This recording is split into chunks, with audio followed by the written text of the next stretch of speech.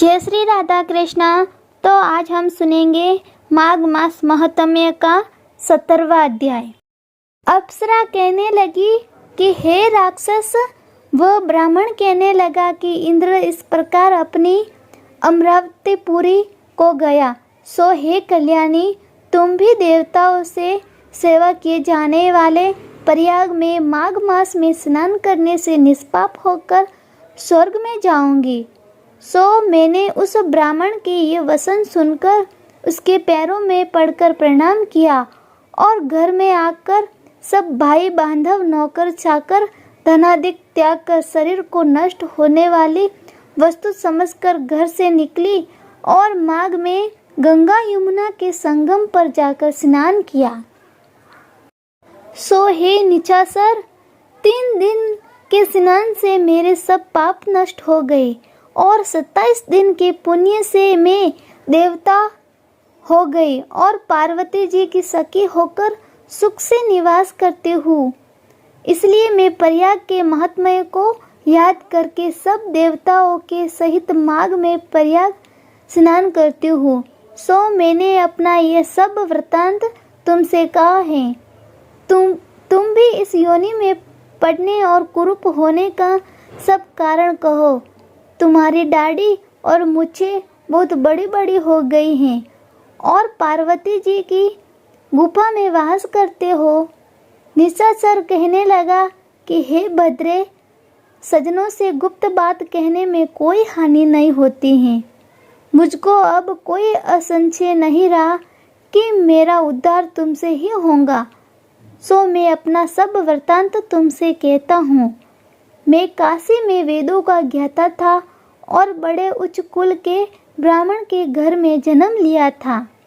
मैंने राजा, पापी, शूद्र तथा वैश्यों से अनेक प्रकार के दान लिए। मैंने दान लेने से चांडाल को भी नहीं छोड़ा।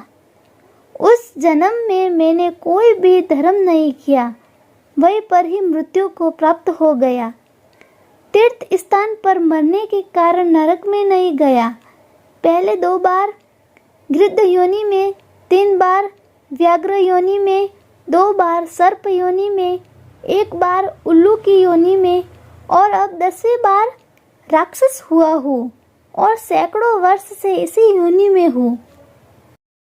इस स्थान को 3 योजन तथा मैंने जंतुहीन कर दिया है।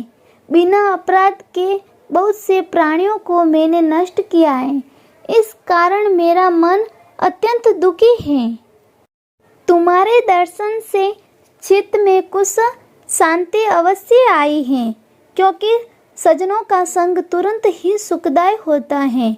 मैंने अपने दुख के कारण आपसे कहे और सज्जन लोग सदैव दूसरे के दुखों से दुखी होते हैं। अब यह बताओ कि इस दुख रूपी समुद्र को कैसे पार कर सकता हूँ? क्या क्षीर सागर हंस को ही दूध देता है, बगुले को नहीं देता है? दत्तात्रेय जी कहने लगे कि इस प्रकार उसके वचन सुनकर कांचन मालिनी कहने लगी कि हे राक्षस, मैं अवश्य तुम्हारा कल्याण करूँगी।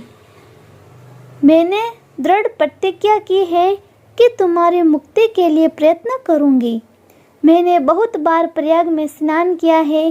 वेद जानने वाले ऋषियों ने दुखी को दान देने की प्रशंसा की है। समुद्र में जल बरसने से क्या लाभ है? प्रयाग में स्नान करने का 1 बार फल मैं तुम्हें देती हूँ। इसी से तुमको स्वर्ग की प्राप्ति होगी। उसके फल का अनुभव मैं कर चुकी हूँ। तब उस अप्सरा ने अपने गीले वस्त्र का जल निचोड़कर जल को हाथ में लेकर माघ स्नान के फल को उस राक्षस को अर्पण किया। उसी समय पुण्य प्राप्त व राक्षसी शरीर को छोड़कर तेजमय सूर्य के सदृश देवता रूप हो गया। आकाश में विमान पर चढ़कर अपनी क्रांति से चारों दिशाओं को प्रकाशित करता हुआ शोभायमान हुआ और कहने लगा कि ईश्वर ही जानता है तुमने कितना उपकार मुझ पर किया है।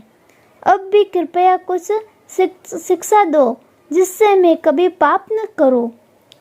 अब मैं तुम्हारी आज्ञा पाकर स्वर्ग में जाऊंगा, तब कांचन मालिनी ने कहा कि हे सदैव धर्म की सेवा करो, काम रूपी शत्रु को जीतो, दूसरे के गुण तथा दोषों का वर्णन मत करो, शिव और वासुदेव का पूजन करो, इस देह का मोह मत करो, पत्नी, पुत्र, धन आदि की ममता त्यागो, सत्य बोलो, वैराग्य भाव धारण कर योगी बनो। मैंने तुमसे यही धर्म के लक्षण कहे हैं। अब तुम देवता रूप होकर शीघ्र ही स्वर्ग को जाओ। दत्तात्रेय जी कहने लगे कि इस प्रकार गंधर्वों से शोभित व राक्षस कांचन मालिनी को नमस्कार करते हुए स्वर्ग को गया और देव कन्याओं ने वहां आकर कांचन मालिनी पर पुष्पों की वर्षा की और प्रेम पूर्वक कहा कि हे भद्रे, तुमने उस राक्षस का उद्धार किया है। इस दुष्ट के डर से कोई भी इस वन में प्रवेश नहीं करता था। अब हम निडर होकर विचरेंगी। इस प्रकार कांचन मालिनी उस राक्षस का उद्धार करके प्रेम पूर्वक देव कन्याओं से क्रीड़ा करते हुए शिवलोक को गई। तो आज का हमारा 17वां अध्याय समाप्त हो गया। हरे कृष्णा।